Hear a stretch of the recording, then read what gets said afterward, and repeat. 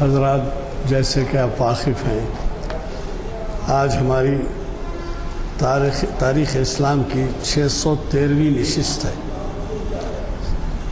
اور اس نشست کو ایک بڑے اسکالر ڈاکٹر عقیل ہاشمی صاحب مخاطب کر رہے ہیں۔ یہ نشست آج بتاریخ 5 اکتوبر 2013 مطابق 28 ذی-الحجہ 1434 ہجری بروز ہفتہ بعد نماز عصر جامع مسجد عالیہ گن فاؤنڈری کے کانفرنس ہال میں منعقد ہو رہی ہے، اور میں کنوینر محفل غلام یزدانی آپ سے مخاطب ہوں۔ حضرات، ہماری محافل کی کامیابی کا راز صرف یہی ہے کہ آپ لوگوں کا تعاون حاصل ہے۔ ہمیں بڑی خوشی ہوتی ہے جب آپ ایسی محافل کی قدردانی کرتے ہیں۔ ہر سال تقریباً 45 محافل ہوتی ہیں صرف تاریخ اسلام کی، یعنی دوسرے محافل الگ ہیں، وہ بھی 45 اور بھی 45 اخبار شناسی اور شریعت انفارمیشن سروس۔ 613ویں نشست کے معنی اب سمجھ جائیے، 10 سال کے 450 ہوتے ہیں، اب یہ 613 ہے، تو 15 سال سے زائد کی نشستیں ہیں یہ، اور اللہ کے فضل سے ہمیں بڑے بڑے علماء کو، پروفیسرز کو اور اسکالرز کو، اور بیرون شہر سے آئے ہوئے، بیرون سے ریاست سے آئے ہوئے، بیرون ملک سے آئے ہوئے حضرات کو سننے کا موقع ملتا ہے۔ ہماری یہی تمنا ہے کہ آپ حضرات نوجوانوں کو اس کی طرف راغب کریں اور انہیں زیادہ سے زیادہ تعداد میں یہاں پر شرکت کا موقع فراہم کریں، اس وجہ سے کہ آج کا ماحول ٹی وی کی وجہ سے اتنا بگڑا ہوا ہے کہ ہمارے بچوں کو کسی قسم کے سمجھیے دلچسپی پڑھائی سے نہیں ہے، کتب خانوں سے نہیں ہے، اور حتیٰ کہ اخبار بینی بھی شاید وہ بہت کم کرتے ہیں۔ ایسے محافل میں شرکت سے کم از کم ان کو ہماری کوشش ہے کہ دین سے قریب لایا جائے۔ آپ جب تک کہ یہ تہیہ نہ کریں کہ آپ اپنے ہمراہ نوجوانوں کو لائیں گے، یا اگر آپ نہ آئیں تو ان کو بھیجیں گے، یا وہ بھی نہیں تو بعض بہیخواہ ہمارے یہاں ویب سائٹ کا انتظام کیے ہیں، اور ویب سائٹ کی وجہ سے وہ ساری دنیا میں دیکھے جاتے ہیں ہماری محفل کے جو کچھ ایکٹیویٹیز ہیں۔ تو جب دنیا میں دیکھے جاتے ہیں تو ہمارے پاس کے شہر کے لوگوں کا تو کیا کہیے کہ وہ بہت بڑی سہولت ہے ان کو دیکھنے میں۔ تو میرے خیال میں آپ کا تعاون جاری رہے تو ہماری تمنا پوری ہوگی کہ ان محافل سے زیادہ سے زیادہ استفادہ ہو۔ آپ کے ہاتھ میں اس وقت جو بلیٹن ہے، اگر جن کو نہیں ملا ہے وہ لے لیں، 2 لے لیں کم از کم، کیونکہ انگلش اور اردو چھپائے جاتے ہیں، بعض بچوں کو اردو نہیں آتی تو انگلش پڑھ لیتے ہیں، وہ مساجد میں لگا سکتے ہیں آپ۔ اور یہ اعلامیہ 496 جو ہے وہ 9 اکتوبر تک انفورس رہے گا، جس میں حج و قربانی روایت و حقیقت کے آئینے میں ایک عالم دین حافظ محمد اسحاق کمال قادری صاحب شریعت انفارمیشن سروس کی 507ویں نشست مخاطب کر رہے ہیں، کل نہیں پرسوں، اور وہ بھی اسی مقام پر بعد نماز عصر منعقد ہوگی۔ یہ بات بھی بتا دوں، میں واضح کر دوں کہ یہ حج و قربانی روایت و حقیقت کے آئینے میں جو عنوان دیا ہے انہوں نے، وہ صاحب حافظ محمد اسحاق کمال قادری صاحب پہلی نشست کو مخاطب کیے تھے شریعت انفارمیشن سروس کی، اور اب یہ 507ویں نشست ہے، اور جیسے میں نے کہا 450 تو 10 سال کے ہی ہو گئے، اب اس سے آپ اندازہ لگائیے 12ویں سال میں ہیں تقریباً۔ تو وہ بھی بہت اہم عنوان ہیں اور حج و قربانی سے متعلق ہے۔ پھر روایت کیا ہے وہ بھی دیکھیں گے آپ، اور حقیقت کے آئینے میں آپ کو بتایا جائے گا۔ تو میرے خیال میں آپ اس یعنی پرسوں کا جو خطاب ہے اس کو بھی مت مس کیجیے، اور پھر 4 شنبے کے دن 9 اکتوبر کو آپ کے جانے میں پہچانے مقرر اقبال اکیڈمی کے کارگزار صدر جناب محمد ضیاء الدین نیر مخاطب کر رہے ہیں۔ محفل اقبال شناسی کی 729ویں نشست ہے، اور وہ عنوان ہے اقبال اور ٹیپو سلطان۔ لہذا آپ سے گزارش ہے کہ آپ ان محافل سے استفادہ کریں۔ میں آپ کا زیادہ وقت لیے بغیر آج کے ہمارے فاضل مقرر ڈاکٹر عقیل ہاشمی صاحب سے گزارش کروں گا کہ وہ شہنشین پر تشریف لائیں اور ہمیں مخاطب فرمائیں۔ شیطان الرجیم، بسم اللہ الرحمن الرحیم۔ قال اللہ تعالی فی کلام المجید والفرقان الحمید، فاذکرونی اذکرکم واشکروا لی ولا تکفرون۔ یا ایھا الذین آمنوا استعینوا بالصبر والصلاۃ ان اللہ مع الصابرین۔ ولا تقولوا لمن يقتل في سبيل الله اموات بل احیاء ولكن لا تشعرون۔ ولنبلونكم بشيء من الخوف والجوع ونقص من الاموال والانفس والثمرات وبشر الصابرين الذين اذا اصابتهم مصيبة قالوا انا لله وانا اليه راجعون۔ صدق الله مولانا العظيم۔ وفي مقام آخر ان الله وملائكته يصلون على النبي يا ايها الذين امنوا صلوا عليه وسلموا تسليما۔ اللهم صل على سيدنا مولانا محمد وعلى وصحبه وسلم۔ محترم بزرگوں، دوستوں، تاریخ اسلام کا یہ لیکچر بعنوان واقعہ ذبح عظیم منعقد کیا گیا ہے۔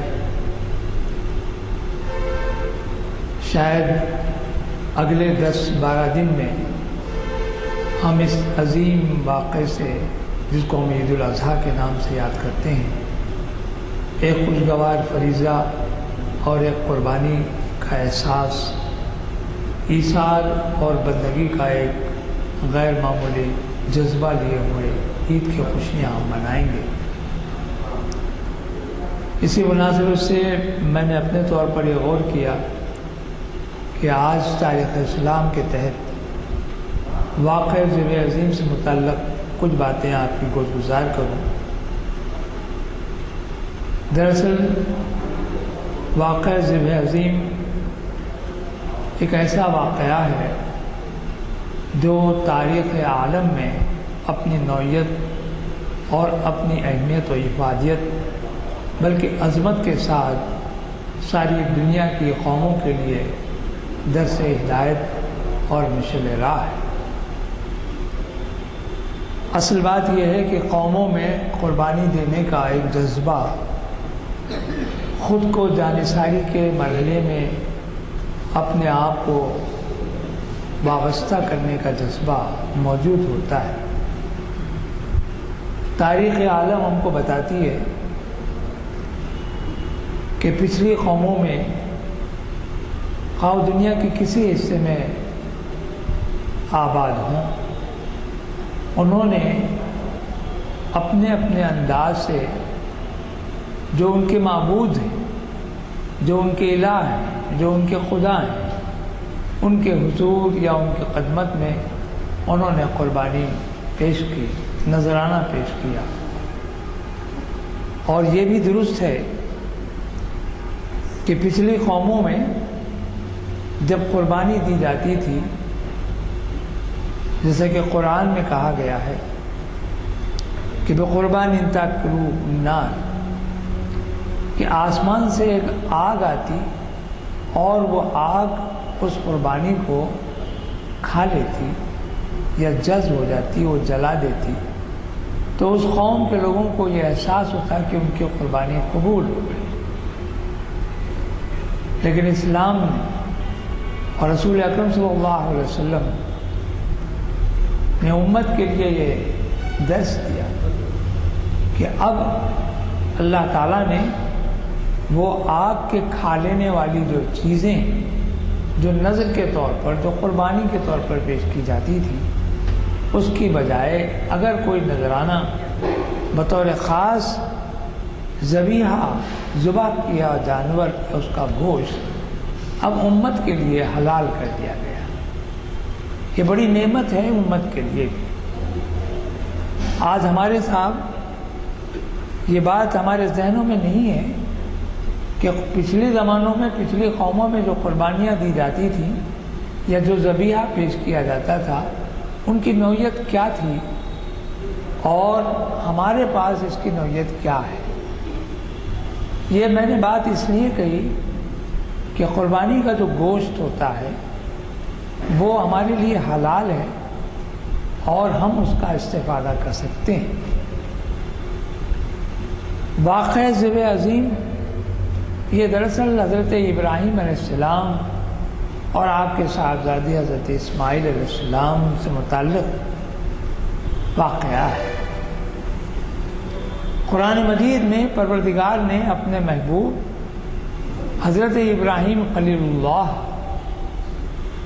کو نام سے کوئی 66 مقام پر مخاطب فرمایا ہے اور کوئی 25 صورتوں میں آپ کی زندگی کے واقعات کا اعادہ فرمایا ہے. اور ان 25 صورتوں میں جو واقعات آئے ہیں ان واقعات میں یہ واقعہ بھی موجود ہے جس کو ہم ذبح عظیم کے نام سے یاد کرتے ہیں. اصل بات یہ ہے کہ حضرت ابراہیم خلیل اللہ ابو الانبیاء کے نام سے بھی جانے جاتے ہیں. آپ حضرت اسماعیل علیہ السلام اور حضرت اسحاق علیہ السلام کے والد ماجد ہیں. حضرت اسماعیل اور حضرت اسحاق آپ کے دو صاحبزادے ہیں. تفاسیر میں اس کی تفصیلات آئی ہیں.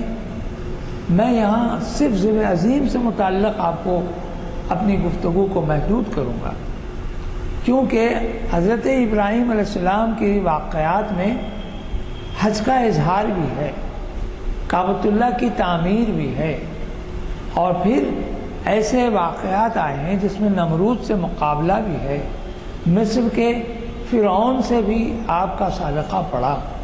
یہ تمام واقعات کو ذہن میں رکھتے ہوئے اگر ہم ذبح عظیم کی طرف آتے ہیں تو یہ عظیم واقعہ چند سالوں کے بعد ہی ہمارے سامنے رونما ہوتا ہے حضرت ابراہیم علیہ السلام کی حیات کی.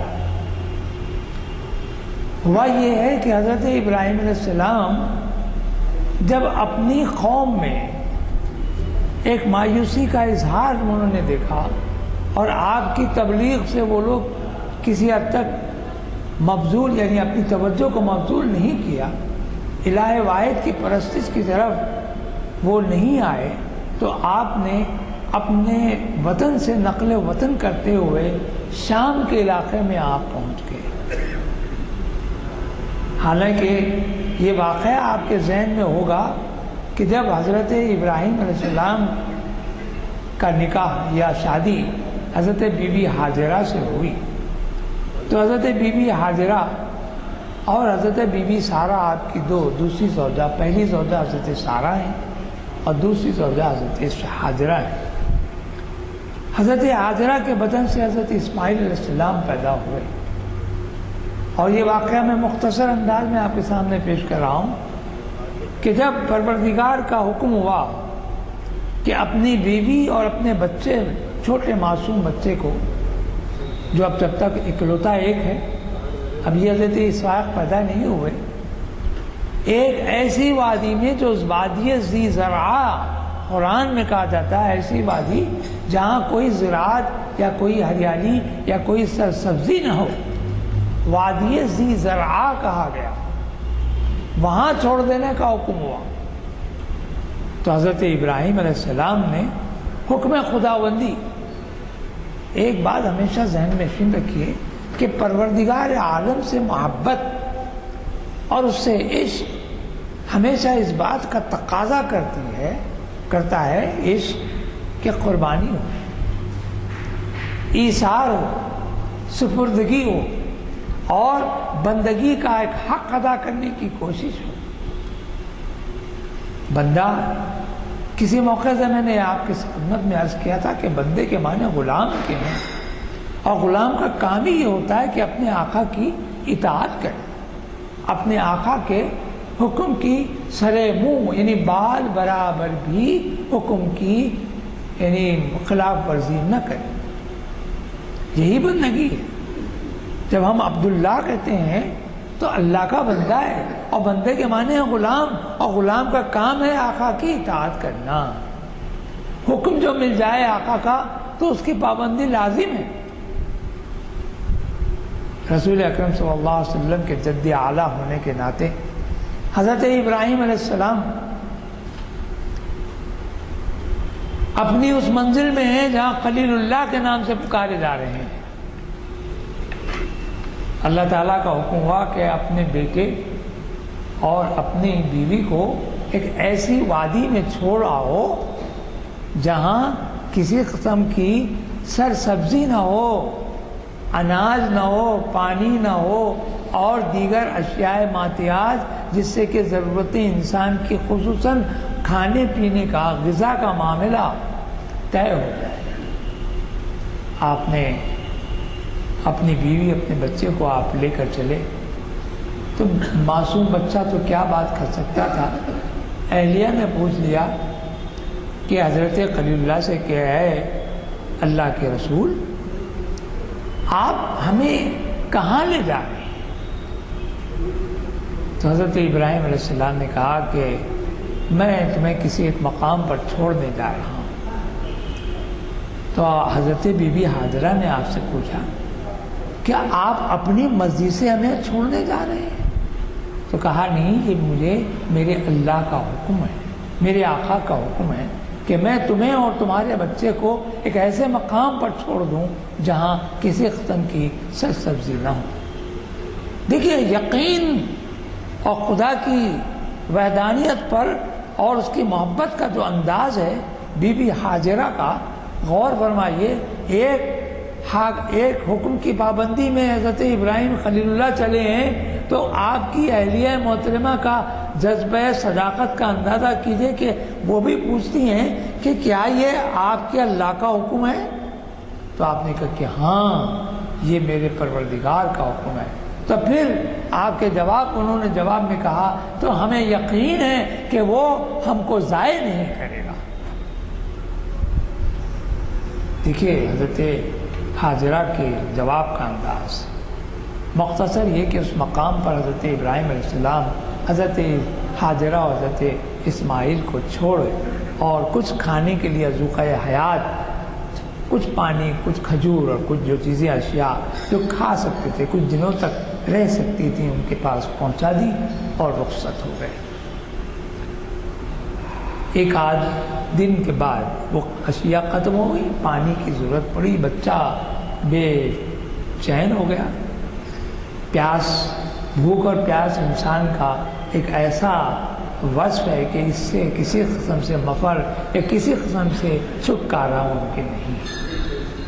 بلکہ میں تو یہاں تک کہوں گا کہ شکم مادر سے، ماں کے پیٹ سے پروردگار غذا کا جو اہتمام فرماتا ہے، پیدا ہونے والے بچے سے لے کر موت کے آغوش میں پہنچنے والے انسان تک اس غذا کا ذمہ دار پروردگار ہے.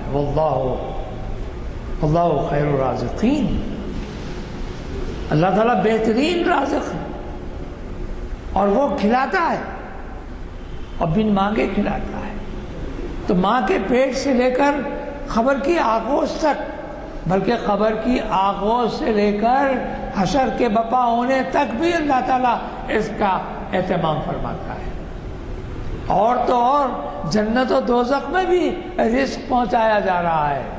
جنت کا رزق تو بڑا اعلیٰ درجے کا ہوگا، لیکن دوزخ کی غذا بھی تو فراہم کی گئی کہ وہاں بھی آگ اور پیپ اور خدا معلوم کیا کیا اللہ تعالیٰ کے عذاب کی شکل میں آپ کو کھلایا جائے گا. وہ لوگ جو اہل ایمان نہیں ہیں، کفار ہیں، مشرکین ہیں، کیونکہ جہنم انہی کے لیے تو بنا ہے.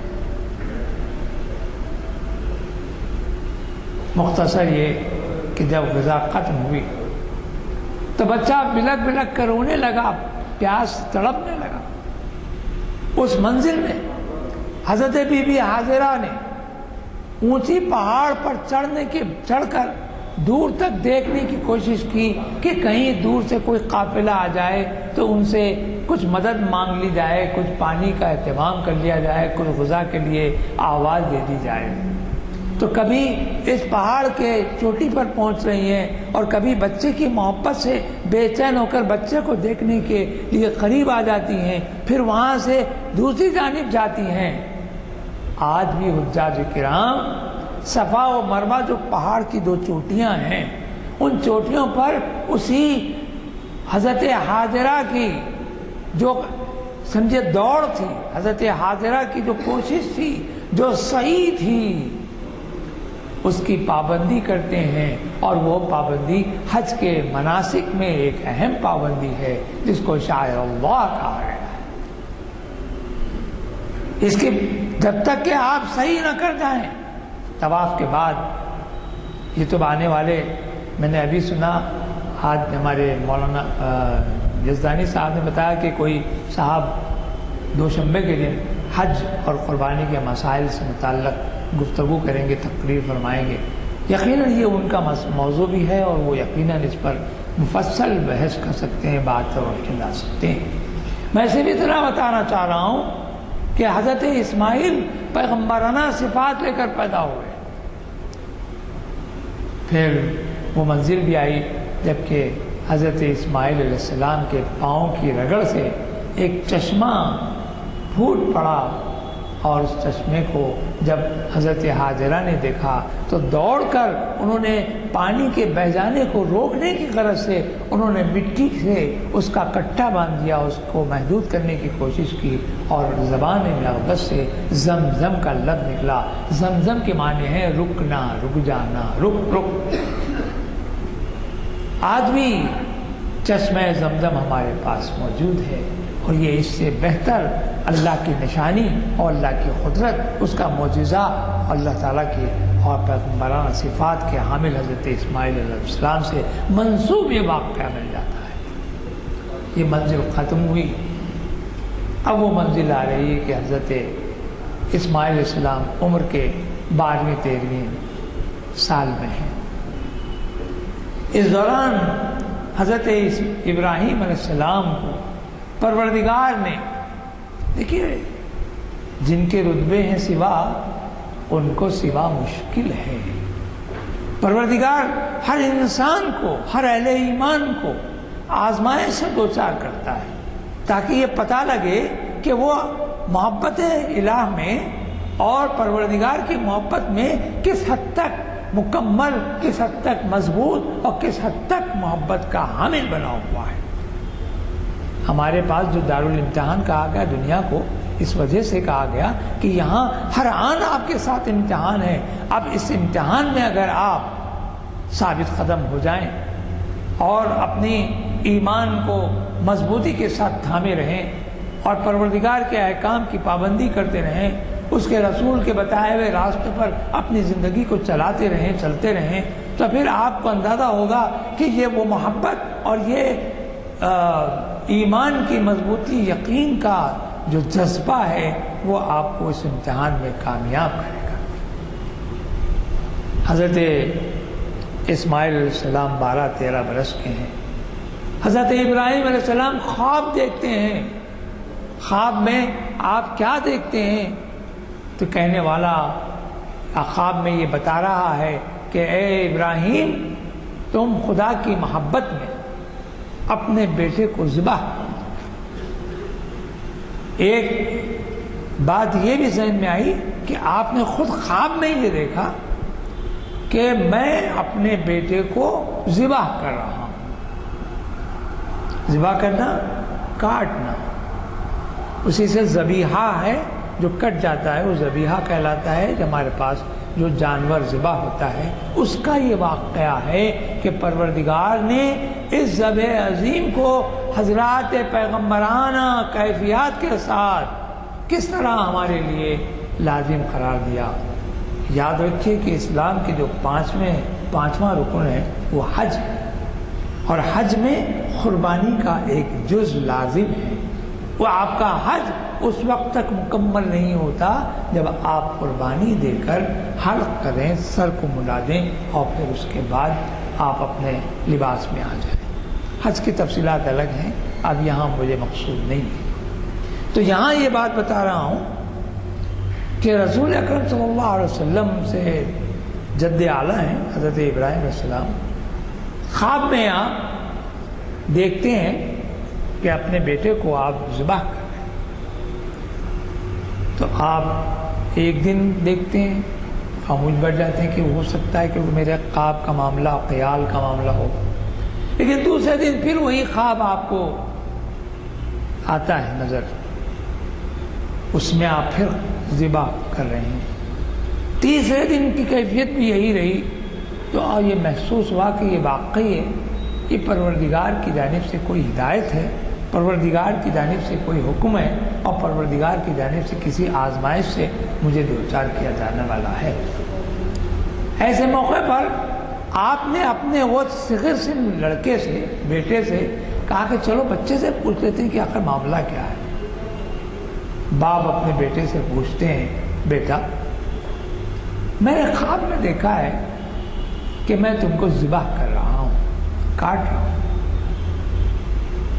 تو بیٹے نے کہا کہ کیا آپ مجھے ذبح کر رہے ہیں؟ تو بولے ہاں۔ اگر یہ واقعی خواب ہے، سچا ہے، اور آپ کا ارادہ بھی مجھے ذبح کرنے کا ہے، تو پھر اس حکم کی ضرور پابندی کیجیے، اور مجھے آپ صبر کرنے والوں میں پائیں گے۔ ستجدونی انشاءاللہ کا قرآن میں الفاظ آئے ہیں کہ آپ مجھے صابرین میں سے پائیں گے۔ تو حضرت ابراہیم علیہ السلام نے اپنے بیٹے کی مستعدی اور جرأت اور وہ للہیت کو دیکھ کر آپ خوش بھی ہوئے اور فکر مند بھی ہوئے، اور پھر آپ نے حضرت اسماعیل کو لے کر چل گئے۔ ایسے موقع پر آپ کو یاد ہے، شیطان تو ہماری رگ رگ میں موجود ہے۔ شیطان تو کہا جاتا ہے کہ اگر آپ اپنے نفس پر قابو پا لیتے ہیں تو شیطان بھی بھٹکانے سے باز آ جاتا ہے۔ دیکھیے، نفس اور شیطان دو چیزیں ساتھ ساتھ چلتی ہیں۔ نفس تو ہمارا نفس ہے، شیطان تو ہمارے ساتھ رگو پے میں لگا ہوا ہے۔ اب اگر شیطان، جیسا کہ کہا جاتا ہے کہ رمضان میں شیطان کو مقید کر دیا جاتا ہے، ٹھیک، شیطان کو بند کر دیا گیا، لیکن نفس کو کیا کیا گیا؟ نفس کو آپ کے تحت کیا گیا تاکہ آپ اپنے نفسوں پر قابو پائیں تو شیطان کو بھی شکست دے سکتے ہیں۔ شیطان تو مقید ہے لیکن نفس مقید نہیں ہے، نفس تو آپ کے ہاتھ ساتھ ہے۔ تو یہاں بھی یہی شیطان ساتھ چلنے لگا۔ اس نے حضرت اسماعیل علیہ السلام سے کہا کہ صاحبزادے بتاؤ تو صحیح، آپ کے والد آپ کو کہاں لے جا رہے ہیں؟ تو انہوں نے کہا کہ مجھے پتہ نہیں، میں اپنے باپ کے ساتھ جا رہا ہوں، لیکن مجھے باپ کے ساتھ ساتھ چلنا ہے۔ تو کہا دیکھو، تمہارے باپ تم کو ذبح کرنے جا رہے ہیں، کاٹنے جا رہے ہیں، تمہارا گلا، تمہارے گلے پر چھری چلنے والی ہے۔ تو حضرت اسماعیل علیہ السلام نے کہا کہ اگر یہ اللہ کا حکم ہے تو میرے باپ کے لیے ضروری ہے کہ وہ اس پر عمل کرے، مجھے اس سے کوئی خوف نہیں ہوگا۔ ذرا اندازہ کیجیے کہ وہ صغیر سا لڑکا، معصوم بچہ کس انداز سے جواب دے رہا ہے۔ شیطان نے کہا کہ یہ لڑکا تو میری طرف مائل نہیں ہو رہا ہے۔ تو حضرت ابراہیم علیہ السلام کو پہنچا، ان کے پاس پہنچ کے بولا، ابراہیم جانتے ہو تم خواب دیکھا ہے تم نے، اور خواب میں تم نے اپنے بیٹے کو ذبح کر دیا، یہ خواب ہے، یہ خدائی حکم نہیں ہے۔ وہاں انہیں بھٹکانے کی کوشش کی۔ تو حضرت ابراہیم علیہ السلام نے کہا کہ دور ہو جا مردود، یہ خواب جو ہوتے ہیں، پیغمبرانہ جو خواب ہوتے ہیں، وہ رؤیائے صادقہ ہوتے ہیں، سچے خواب ہوتے ہیں۔ یہاں بھی اس کو شکست ہوئی۔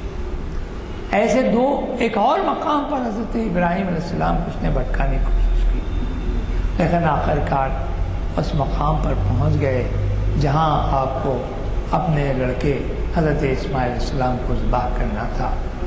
اس موقع پر تاریخ ہم کو بتاتی ہے کہ یہ آزمائش، یہ قربانی، یہ ایثار، یہ جذبہ محبت اور جذبہ الہ اور بندگی کا جو انداز ہے وہ حضرت ابراہیم علیہ السلام جو خلیل اللہ ہیں، اس عظمت کے ساتھ آپ آگے بڑھتے ہیں تو حضرت اسماعیل علیہ السلام یہ کہتے ہیں کہ بابا جان آپ سے ایک گزارش ہے، وہ یہ کہ جب آپ مجھے ذبح کرنا چاہتے ہیں تو ایسے میں آپ یہ کام کیجئے کہ میرے ہاتھ پیر مضبوطی سے باندھ دیں، کہیں ایسا نہ ہو کہ میرے تڑپنے کی کیفیت سے آپ متزلزل ہو جائیں آپ کے ارادے سے۔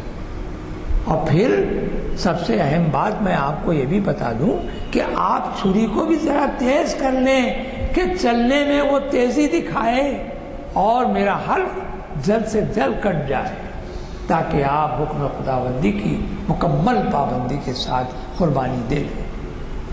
اور پھر ایک بات یہ بھی کہا کہ آپ مجھے سر کے پیشانی کے بل لٹا دیں، کہیں ایسا نہ ہو کہ پدری محبت غالب آ جائے اور آپ کی محبت کی وجہ سے وہ عمل جو آپ قربانی کا دینا چاہتے ہیں وہ عمل پورا نہ ہو سکے۔ غور فرمائیے کہ کیا ایک کیفیت سے ہم دو چار ہیں۔ واقعہ ذبح عظیم جس کو ہم آسانی سے کہہ دیتے ہیں، ذبح کرنا آسان کام نہیں ہے۔ کبھی کبھی تو ہم یہ دیکھتے ہیں کہ معمولی اگر ہم بکرے کو بھی ہم جب ذبح کرتے ہیں تو بعض لوگ بڑے پریشان ہو جاتے ہیں کہ وہ خون نہیں دیکھ سکتے۔ ہاں، خون پر یاد آیا کہ حضرت اسماعیل نے یہ بھی کہا کہ بابا آپ اپنے کپڑوں کو بھی سمیٹ لیں، کہیں ایسا نہ ہو کہ اس پر خون کے چھینٹے آ جائیں اور میری ماں کو یہ پتہ نہ پڑے کہ یہ خون کے چھینٹے کس انداز کے آپ کے بدن پر، آپ کے کپڑوں پر موجود ہیں۔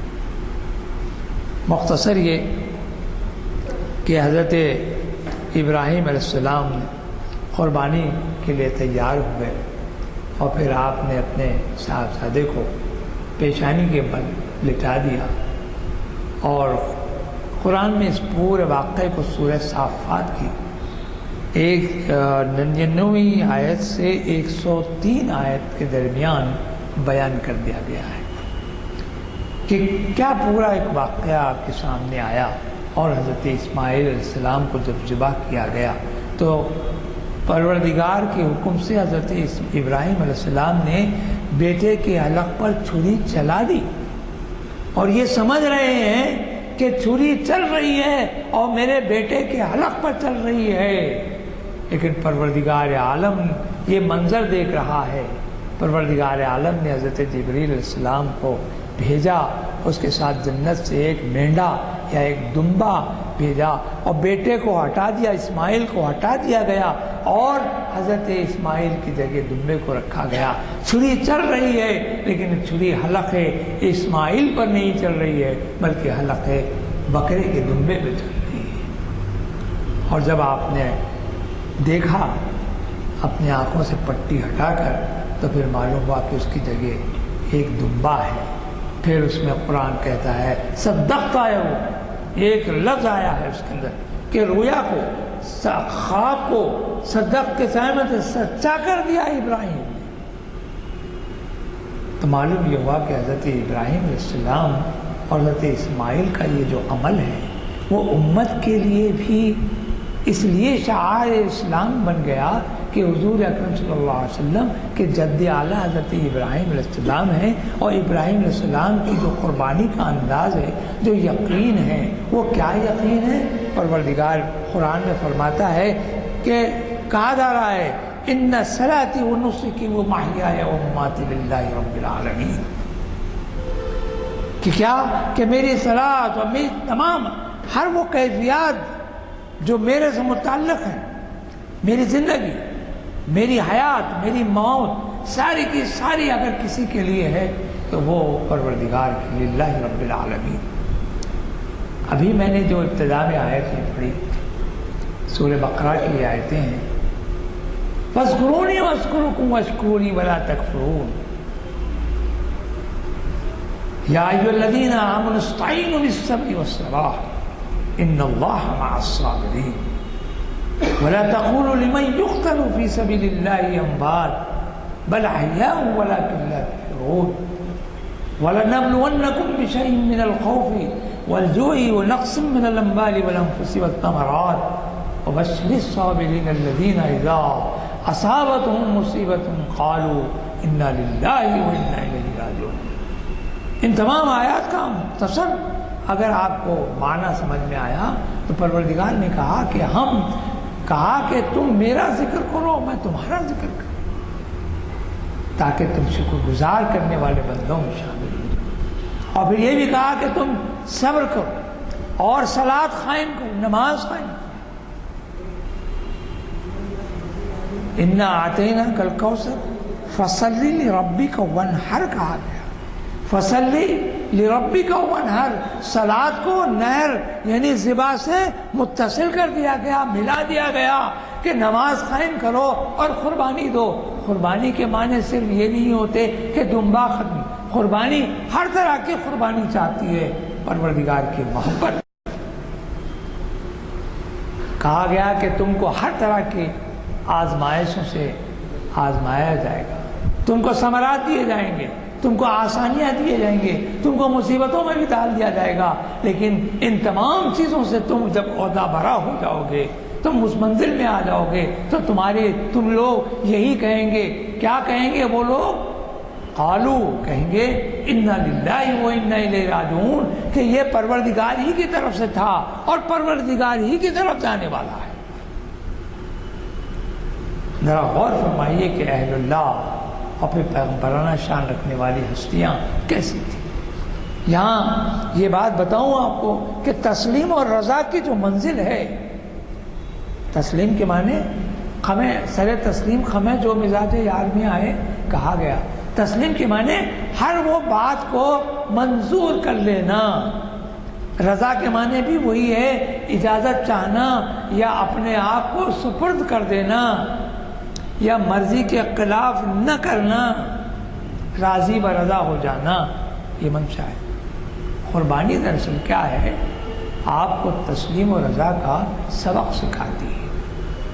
یہ اسلامی شعار ہے، شعار کے معنی طریقہ ہے، شعار کے معنی عمل ہے، شعار کے معنی نشانی ہے، آیات ہیں کہ پروردگار نے حضرت حاجرہ کے عمل کو شعار اللہ ان الصفا والمروہ من شعائر اللہ کہا گیا کہ یہ اللہ کی نشانیوں میں سے ہیں، کہ حضرت حاجرہ تو پیغمبر نہیں تھی، حضرت ابراہیم بھی پیغمبر تھے، ٹھیک ہے، اگر پیغمبر کے عمل کو شعائر اللہ بنا دیا جاتا یقیناً ہمارے لیے صاحب سمجھ جانے کے لیے اچھا تھا، لیکن حضرت بی بی حاجرہ کے عمل کو ایسا شعار بنایا گیا، ایسا طریق بنایا گیا، ایسی اہمیت دی گئی کہ ہر مسلمان کا تا قیامت تک جو حج کرے گا، جب تک کہ وہ صفا مروہ کی صحیح نہ کرے گا اس کا حج مکمل نہیں ہوگا۔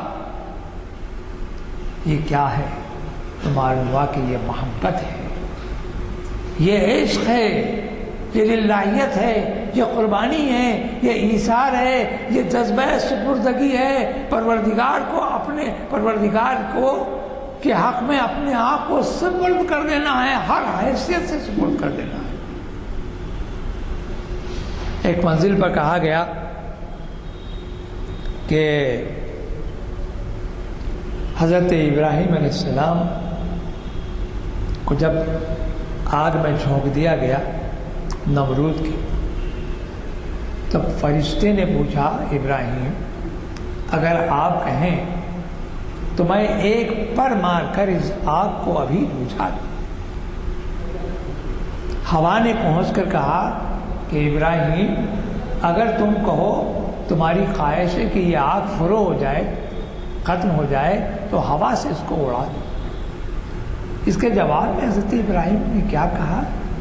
حضرت ابراہیم نے کہا کہ مجھے تمہاری مدد کی چندہ ضرورت نہیں ہے، اس لیے کہ جس پروردگار کو اپنا الہ اپنا معبود مانتا ہوں، کیا وہ میری محبت اور کیا وہ میری عظمت اور کیا وہ میرے یقین سے ناواقف ہے؟ کیا یہ میری مصیبت سے واقف نہیں ہے؟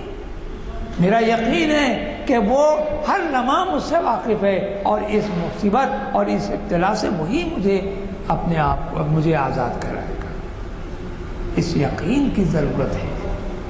آج ہمارے درمیان جو قربانی ہو رہی ہے یہ محض ایک علامت ہے، یہ علامت اس بات کی دلیل ہے کہ تم میں وہ جذبہ پیدا ہو جائے کہ محض عید کے لیے کسی مینڈے کو لا کر، کسی بکرے کو لا کر، یا گائے یا اونٹ یا گھوڑا، اس طرح کی جو قربانیاں ہمارے پاس اسلام میں جائز ہیں دینا ہمارے لیے فرض کر دیا گیا ہے، تو پھر یہی قربانی دے کر ہم آزاد نہیں ہوں گے، بلکہ زندگی کا ہر لمحہ ہم کو قربانی کے منزلوں میں لا کر کھڑا کر دیتا ہے، اور یہ بتاتا ہے کہ تم پر مصیبتیں آئیں گی، تم پر آزمائشیں آئیں گی، اور تم کو ہر طرح سے پروردگار عالم آزمائے گا تاکہ اس کی محبت میں تم ثابت قدم ہو یا نہ ہو، وہ اس کا پتہ لگ جائے گا۔ یہاں یہی سبق سکھایا جاتا ہے کہ ذبح اسماعیل سے، حضرت ذبح اسماعیل ذبح عظیم جو کہا گیا، اس میں ایک بہت بڑا نکتہ بھی پوشیدہ ہے۔ حضرت اسماعیل علیہ السلام ابراہیم علیہ السلام کے صاحبزادے ہیں، اور اسرائیلی جو لوگ ہیں، یہود جو ہیں، اس بات سے اتفاق نہیں کرتے کہ حضرت اسماعیل علیہ السلام ذبیح اللہ ہیں، بلکہ وہ حضرت اسحاق علیہ السلام کو ذبیح اللہ بتاتے ہیں۔ لیکن اہل تحقیق نے احادیث شریفہ سے اور پھر قرآن کے حوالے سے بھی اس بات کی دلیل ہم کو مل جاتی ہے کہ جب یہ واقعہ رونما ہوا، ظہور پذیر ہوا، اس وقت حضرت ابراہیم علیہ السلام کو آپ اکلوتے صاحبزادے سے اسماعیلی تھے۔ جب حضرت اسماعیل علیہ السلام کا ذبیحہ مکمل ہوا، یہ واقعہ مکمل ہوا، اس وقت حضرت ابراہیم علیہ السلام کو یہ بشارت دی گئی کہ حضرت اسحاق آپ کے یہاں تشریف لائیں گے۔ قرآن جب بیان کرتا ہے اپنی تفصیلات تو حضرت اسماعیل علیہ السلام کا نام نہیں لیا گیا، بلکہ جب اسماعیل علیہ السلام کی ذبیحہ کو مکمل کر دیا گیا تو وہاں حضرت اسحاق علیہ السلام کے نام کے ساتھ حضرت ابراہیم علیہ السلام کو بشارت دی گئی، اور حضرت ابراہیم اسحاق علیہ السلام کے صاحبزادے کا نام اسرائیل تھا، یعقوب علیہ السلام۔ حضرت یعقوب علیہ السلام کا نام اسرائیل، اصل نام اسرا یعنی اللہ، اسرائیل عبداللہ۔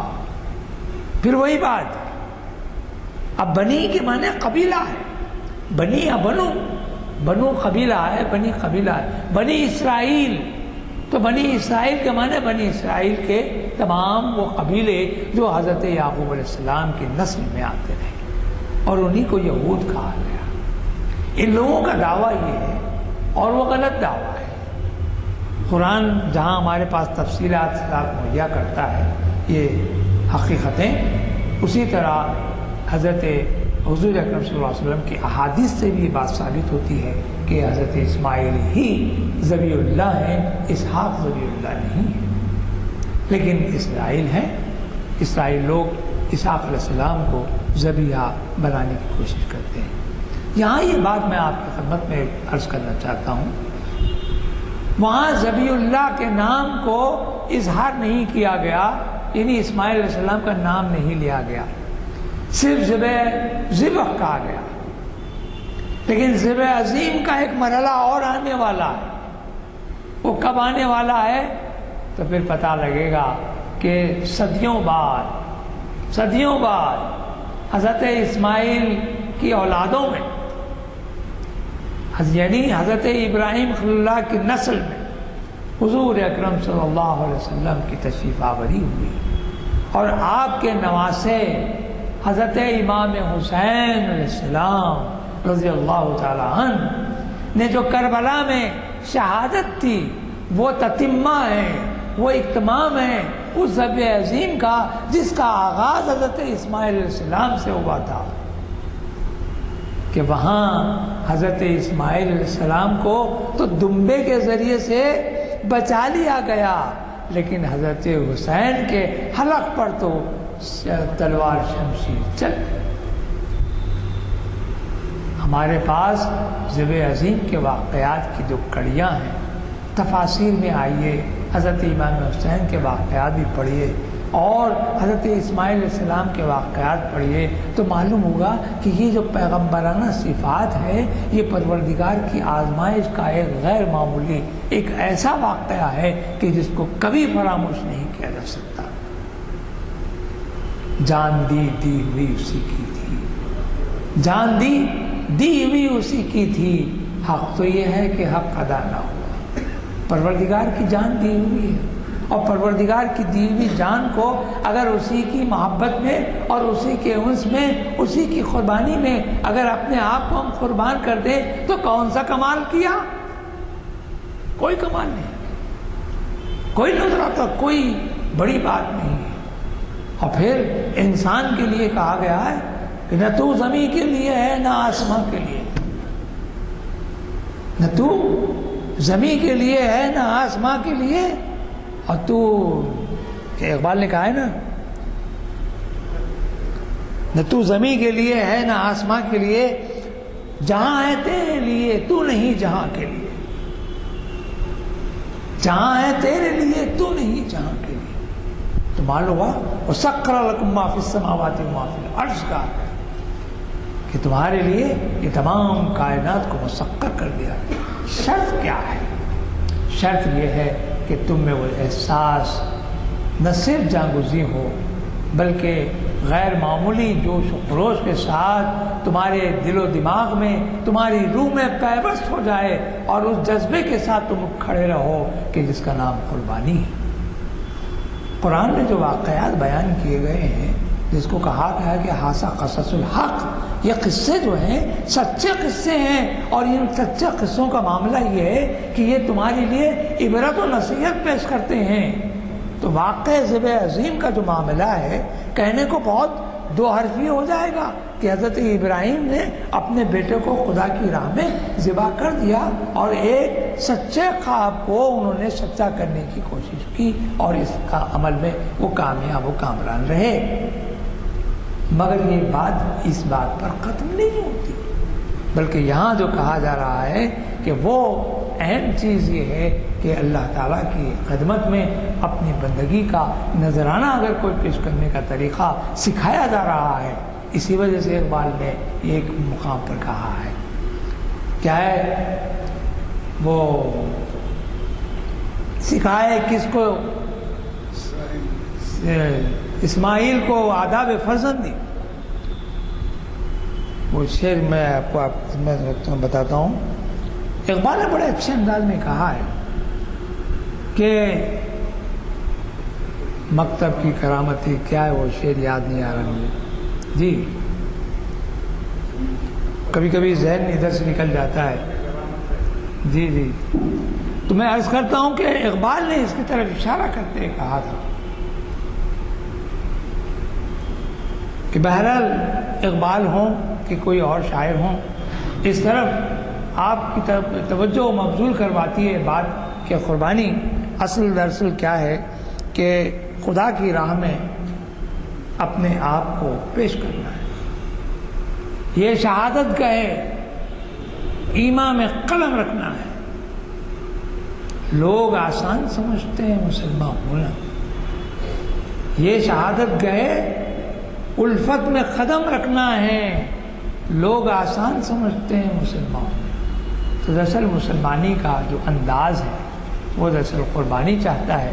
میں اس بات کی کوشش کرتا رہا کہ حضرت اسماعیل علیہ السلام کا یہ جو واقعہ ہے، یہ واقعہ دراصل اسماعیل علیہ السلام سے متعلق ہی نہیں رہا، بلکہ حضرت اسماعیل اور حضرت ابراہیم علیہ السلام سے ہوتا ہوا صدیوں کے بعد جب رسول اکرم صلی اللہ علیہ وسلم تک پہنچتا ہے تو رسول اکرم صلی اللہ علیہ وسلم نے ایک حدیث میں فرمایا انا عبد الذبیحین۔ یہ بھی ایک آپ واقعہ سن لیں، انا عبد الذبیحین، کہ میں دو ذبیحوں کا بیٹا ہوں۔ ایک ذبی تو حضرت اسماعیل علیہ السلام تھے ہی تھے، لیکن یہ دوسرے ذبی کون ہیں؟ تو یہاں پھر اس واقعے کی طرف اشارہ ہو جاتا ہے کہ حضرت اسماعیل علیہ السلام کی ذبح کرنے کے بعد وہ جو چشمہ آب زمزم کا نکلا تھا وہ صدیوں بہتا رہا اور آج بھی اپنی پوری جوش و خروش کے ساتھ بہہ رہا ہے، لیکن کچھ عرصے کے لیے درمیان میں وہ مسدود ہو گیا تھا، رک گیا تھا، ختم یعنی چھپ گیا تھا۔ کب؟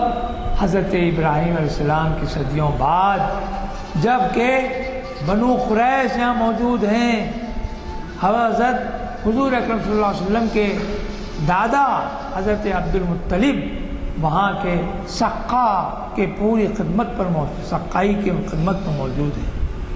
آپ کی کوشش یہ تھی کہ جو لوگ حجاج کرام آتے تو ان کو پانی پلانے کی خدمت آپ کی تفویض تھی، لیکن جب پانی نہیں رہا، چشمہ نہیں رہا، تو پانی کہاں سے پلایا جاتا؟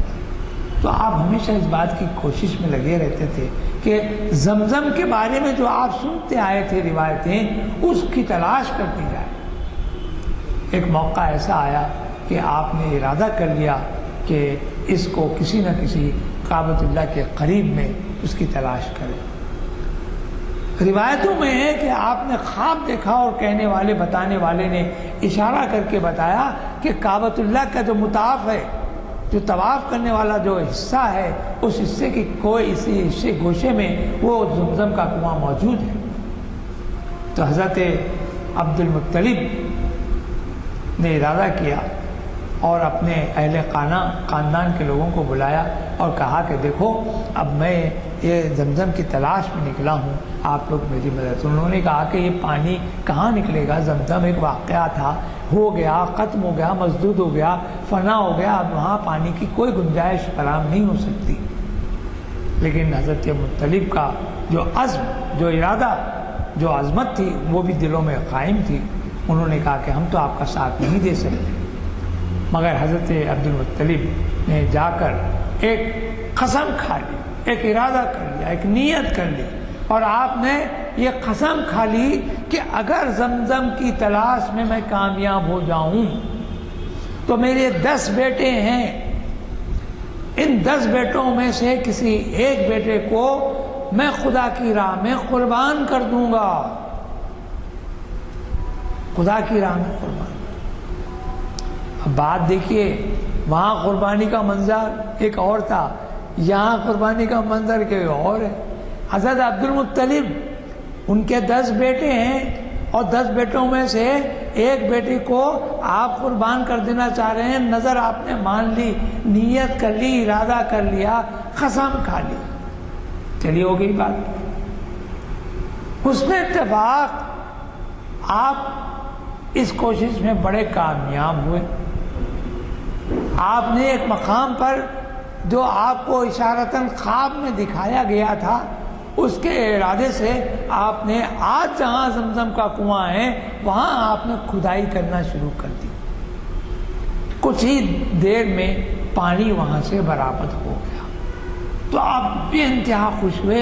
آپ نے تمام قریش کے لوگوں کو، اپنے خاندان کے لوگوں کو بلا کر کہا کہ دیکھو، میں نہ کرتا تھا کہ یہاں کنواں موجود ہے اور یہ زمزم ہے، کعبۃ اللہ کے احاطے میں موجود ہے، مطاف میں موجود ہے، اور قدیم جو روایتیں ہیں، اس روایت کی بنیادوں پر یہی زمزم کا کنواں ہے، اور آج میں کامیاب ہو گیا۔ اب میرے پر یہ فرض ہو جاتا ہے کہ میں اپنے 10 بیٹوں میں سے کسی ایک بیٹے کا وہ ذبح کر دوں۔ تو سوال یہ پیدا تھا کہ کس بیٹے کو؟ ایک اہلیہ کے پاس انہوں نے کہا کہ تم میں اپنے بیٹے کو ذبح کرنے، انہوں نے کہا کہ نہیں، ہم اپنا بیٹا نہیں دیں گے۔ آپ کی جو 2-3 زوجائیں تھیں، تو ازواج میں سے آپ نے، قبیلے والے اپنے اپنے بیٹوں کو سنبھالے ہوئے ہیں کہ وہی اپنے بیٹے کو دینے تیار نہیں ہے۔ پھر آپ نے کہا کہ نہیں، اب تو مجھے کام کرنا ہی پڑے گا۔ آپ نے اپنے سب سے چھوٹے بیٹے، معصوم بیٹے عبداللہ کو، جو حضور اکرم صلی اللہ علیہ وسلم کے والد ماجد ہیں، آپ نے ان کو لے لیا اور لے کر کہا کہ چلو اب آپ کو ذبح کر دیا۔ وہ ان کے خاندان والے پہنچے، انہوں نے کہا کہ کہاں لے جا رہے ہیں آپ؟ ہمارے بیٹے کو آپ ذبح کرنے کے لیے کیوں لے جا رہے ہیں؟ آپ نے کہا کہ نہیں، کسی قیمت پر اب میں اپنے ارادے سے باز نہیں آؤں گا، اور میں اب ان کو ذبح کر دوں گا، اور یہ میں نے نظر مان لی تھی اور اس کو مجھے پورا کرنا ہے۔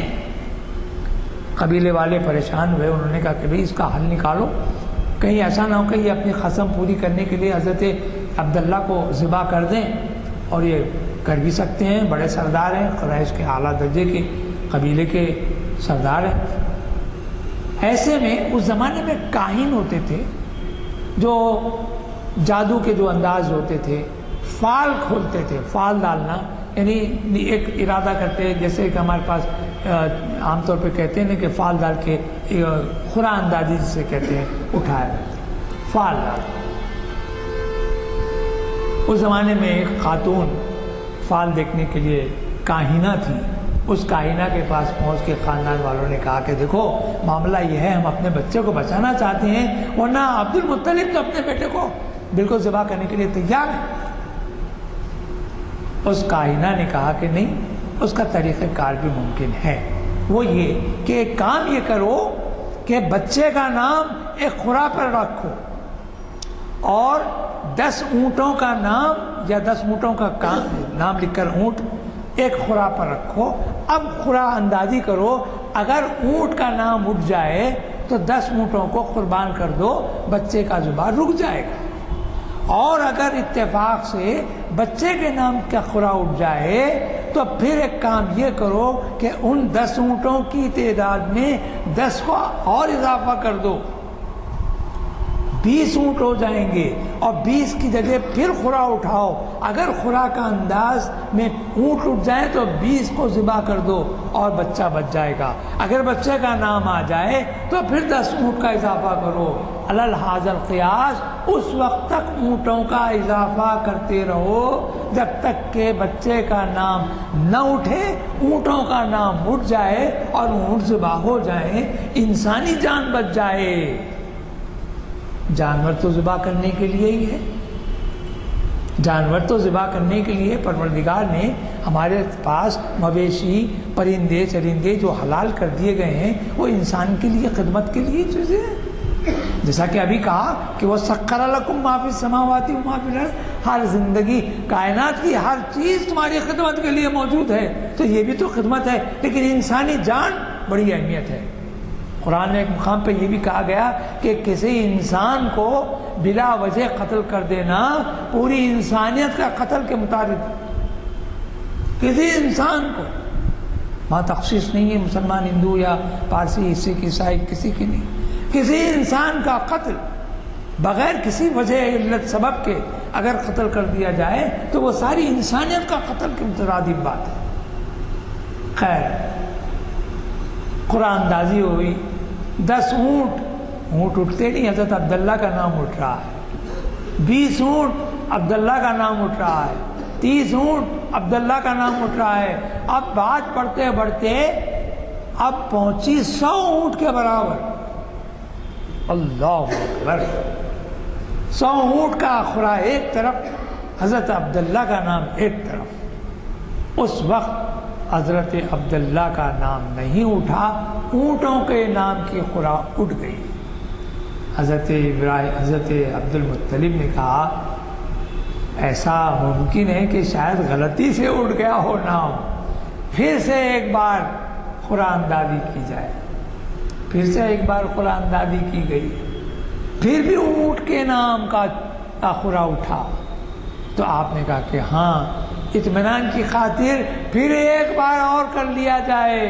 تو تیسری مرتبہ بھی پھر اونٹ کے نام کی جب چٹھی یا خورا اٹھا تو حضرت عبد المطلب کو اطمینان ہوا، آپ نے خوشی کا اظہار کیا، آپ نے کہا کہ 100 اونٹ منگائے جائیں اور ذبح کر دیے جائیں، تقسیم کر دیا جائے، اور لوگوں میں اس کی گوشت کی تقسیم کیا جائے، تاکہ اس میرے بیٹے کی ذبح کا معاملہ رد ہو گیا، رک گیا۔